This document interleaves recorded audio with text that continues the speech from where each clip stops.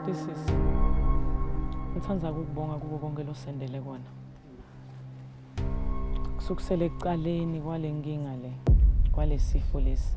Solo unathi mntana make wehla wenyuka nathi onke lamalanga lawo.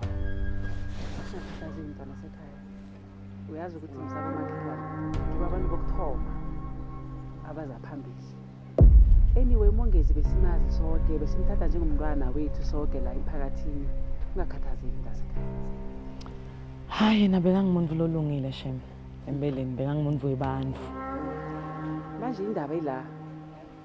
Ngiba nje ukukubuza ukuthi ngobusi ke ukhiphani ngobusi. Kokwenzakalani ngobusi?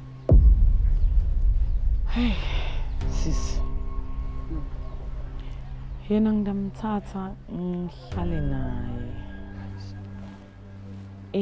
Ngidamthatha ngihlale naye. Ngathi awusisho ngento lekhulumako nje.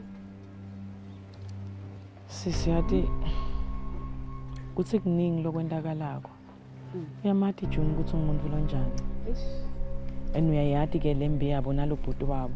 Sekufanele kujeze nangomntwana.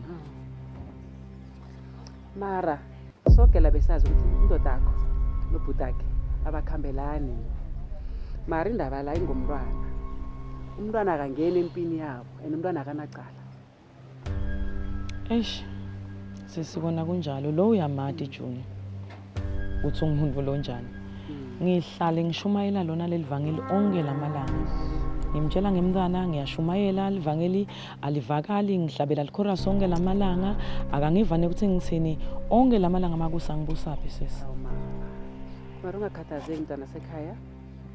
Ngizozolela ngapha nangapha. La ngizolela khona umbereko wokuthoma. Ngizokutshela mntwana ekhaya ukuthi nawe uzitholela umbereko ukwazi ukuzibona ukuthi uyaphi ngempilo. Ngiyabonga sisi. Ngiyabonga mntana make yathi bengingaba yini ngaphandle kwakho. Hlonitshwa. Bevele ngikhamba June. Khansela. Sekhaya. Sakhuluma ngisho. Uyazi ukuthi uzangithola lapha endlini. Ngiyabonga sisi wambe kahle. Ungakhathazeka ngisho. Balotshise ekhaya.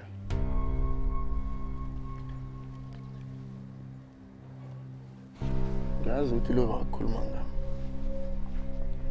Uyacala. Bekathini? Kuda ngaphinza thini? June.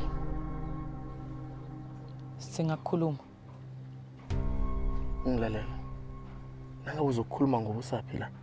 Hayi nje. Ingasi namhlanje. Please. Stop.